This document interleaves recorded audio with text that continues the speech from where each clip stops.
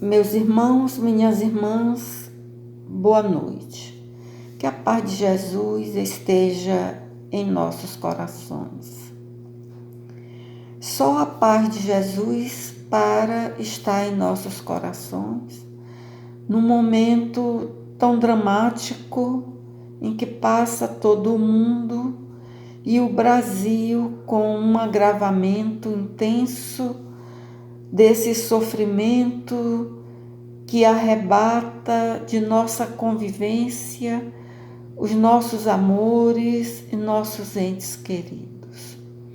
Nesse momento de dor, de sofrimento, eu indico para leitura e reflexão os vídeos e as obras espíritas sobre Jesus, o pastor das almas, sobre aquele pastor que deixa as 99 ovelhas que estão juntas, agarradinhas, para ir buscar aquela que está perdida. Também a passagem da dracma perdida, em que a mulher perde uma moeda e procura até encontrá-la. E ao encontrá-la, chama as vizinhas para comemorar porque encontrou essa moeda que estava perdida. Também aconselho, oriento para que assistam os vídeos sobre EQM, experiências de quase morte, organizadas, orientadas e coordenadas pelo físico Carlos Mendes. Esses vídeos com certeza nos trarão muito conforto, sabendo que a morte física não é o fim, que não existe fim, existem outras maneiras de ser, existem outros caminhos.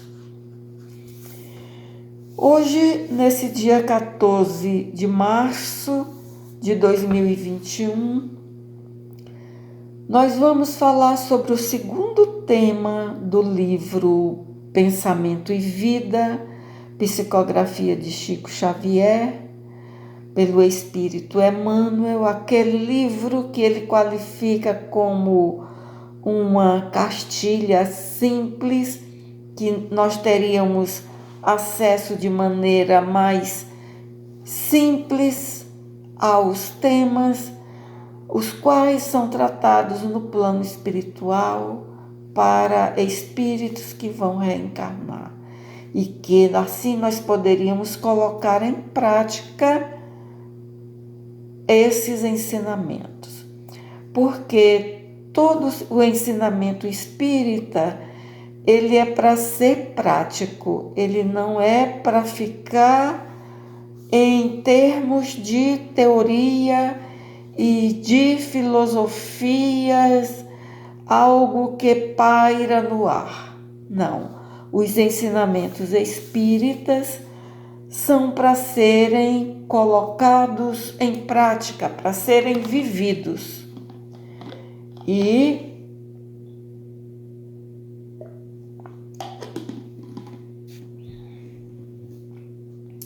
não guardados numa gaveta. Emmanuel, nesse segundo texto, Vontade, ele divide a mente humana como uma organização empresarial.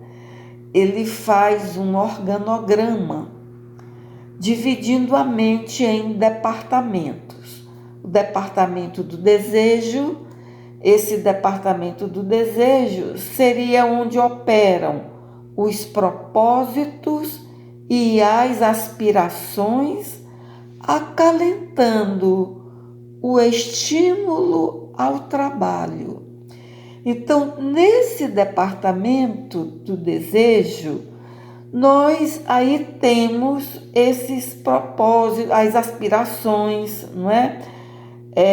E que acalenta o estímulo ao trabalho, porque para alcançarmos o que nós queremos, os nossos propósitos e as nossas aspirações, não é só dizer, eu desejo, eu quero isso. Temos que arregaçar as mangas e trabalhar para a conquista desses desejos, dessas realizações. Temos também o departamento da inteligência, e esse departamento ele dilata os patrimônios da evolução e da cultura. Então, a inteligência é a responsável pelo desenvolvimento da evolução e do patrimônio cultural. Temos o departamento da imaginação, não é? Que amealha as riquezas do ideal e da sensibilidade.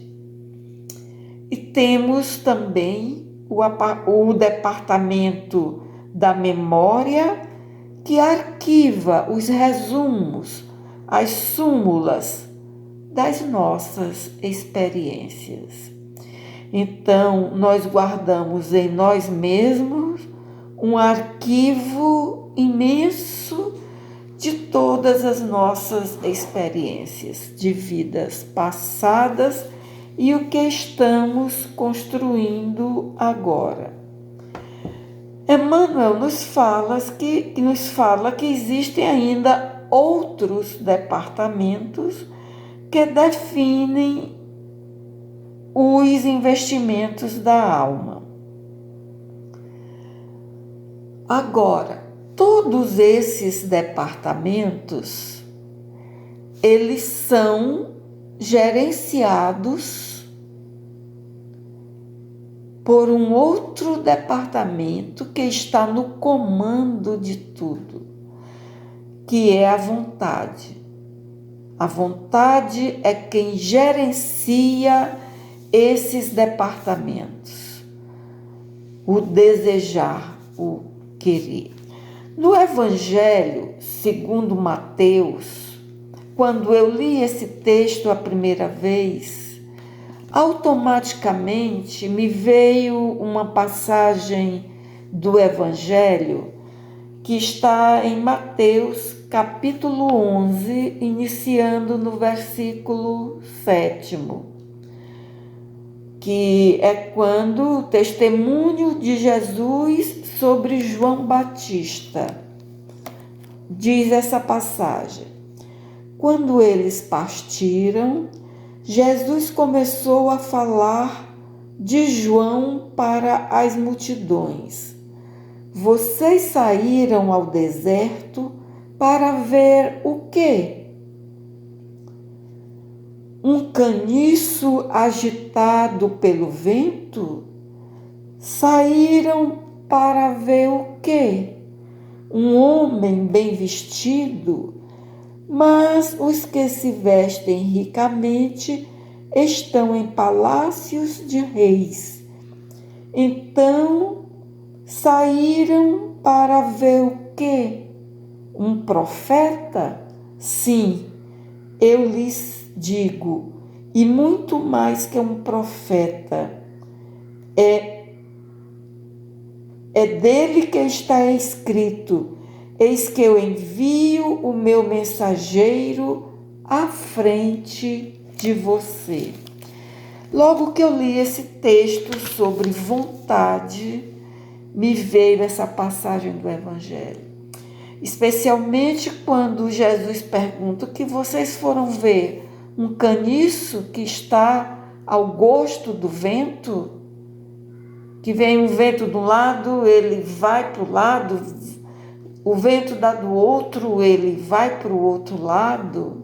Não, vocês foram ver uma pessoa de vontade forte, que sabe o que quer, que sabe o que está fazendo na vida, que conhece os seus propósitos, que tem seus propósitos e sabe o que está fazendo. Então, a vontade é que gerencia todos os outros departamentos. O departamento do querer, da vontade esclarecida, da vontade vigilante.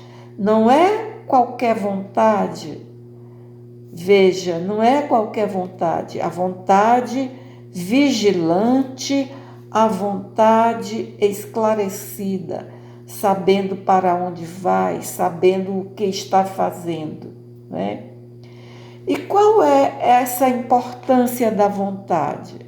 É que a vontade é o leme de todos os tipos de forças incorporados ao nosso conhecimento. Veja que se eu não tenho uma vontade bem orientada, com propósitos sérios, com propósitos educados para o bem, para a luz, todos esses departamentos, os desejos, a inteligência, a imaginação, podem ser empregados para o mal, para fazer o mal. Por maior que seja o meu cabedal de desejos e de propósitos e aspirações, se não for bem orientado para o bem, com a vontade para o bem, e a inteligência, a imaginação, podemos nos transformar em monstros, em pessoas cruéis, maldosas. Então, a vontade bem direcionada, a vontade bem orientada e esclarecida gerencia todos esses departamentos para o bem, para a luz, para a felicidade, para o reino de Deus, para essa vivência no reino de Deus que nós construímos, somos os responsáveis para a construção desse reino de Deus em nós. Então, a mente em nós, tudo é energia. Já falamos antes que tudo no universo é energia. Nós somos energia. E em nossa mente, em nosso cérebro, o nosso cérebro no corpo humano é o dínamo que catalisa e que distribui essa energia. Então, passa pelo nosso cérebro. Então, pensamento, eletricidade e magnetismo, não é? A eletricidade é a energia dinâmica, é o que movimenta. O magnetismo é a energia estática, porque todo corpo, todo metal, os átomos estão sempre em movimento, produzindo energia. Então, o magnetismo é a energia estática e o pensamento é a energia, a eletricidade é a energia dinâmica.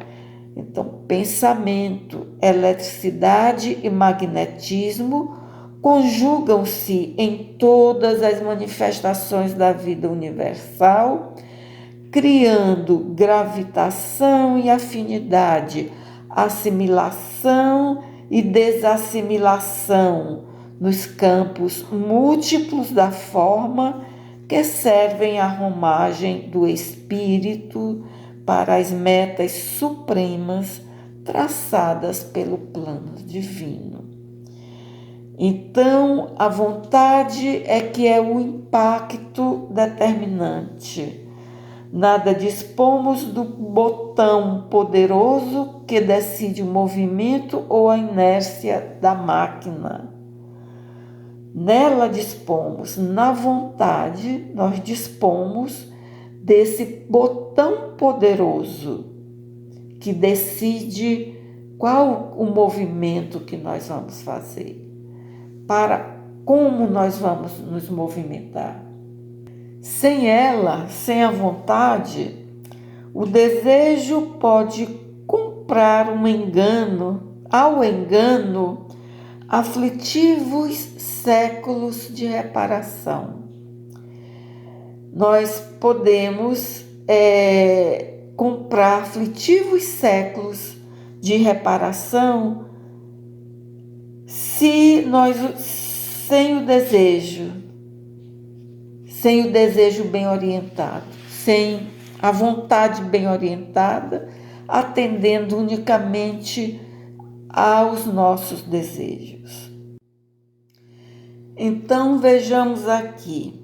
Sem a vontade, o desejo pode comprar ao engano aflitivos séculos de reparação e sofrimento, porque aí estará o desejo sem leme, está simplesmente o desejo pelo desejo, desenfreado, desorganizado e sem norte, né? A inteligência sem a vontade pode aprisionar-se na enxovia da criminalidade, e a imaginação pode gerar perigosos monstros na sombra, e a memória, não obstante fiel à sua função de registradora, conforme a destinação que a natureza lhe assinala, pode cair em deplorável relaxamento. Então, nós precisamos cuidar desse tesouro que é a mente e que é a nossa existência, que é a oportunidade de estarmos na carne para progredirmos, para nos melhorarmos, para trabalhar em nós as virtudes, o perdão, o amor, a caridade, lembrando que a bandeira da salvação é fora da caridade, não há salvação, não é? Não é fora da religião. A religião não é importante. O importante é a caridade do amor, do perdão, né? Como Jesus diz, quando eu estava preso, tu foste me visitar. Quando eu estava com fome, tu me alimentaste. Eu estava nu, tu me vestiste. Sim, essas são essa é a receita para a felicidade.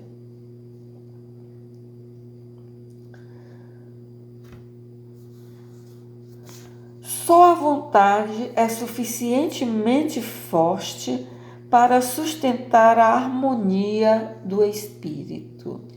Então, precisamos desenvolver uma vontade forte, bem orientada, poderosa, fundamentada na fé, fundamentada no bem, orientada para o bem, para que nós possamos ser felizes. Em verdade, ela não consegue impedir a reflexão mental, quando se trate da conexão entre os semelhantes, porque a sintonia constitui lei inderrogável. Então, quando se encontra-se pensamentos semelhantes, está querendo dizer aqui que fica difícil de refletir, porque você encontra pensamentos semelhantes e fecha esse circuito, como se fecha o circuito elétrico. Quando alguém pensa igual a você, não é? Mas isso não impede a reflexão, não é? Em verdade, ela não consegue impedir a reflexão mental. Mesmo você estando em sintonia, a vontade não impede a reflexão mental, mas pode impor o jugo da disciplina sobre os elementos que administra, de modo a mantê-los coesos na corrente do bem. Então, a reflexão é o melhor caminho para manter-se na corrente do bem, sustentado por uma vontade forte e bem orientada. Vamos procurar fortalecer nossa vontade e orientá-la para o bem. Que a paz de Jesus esteja conosco.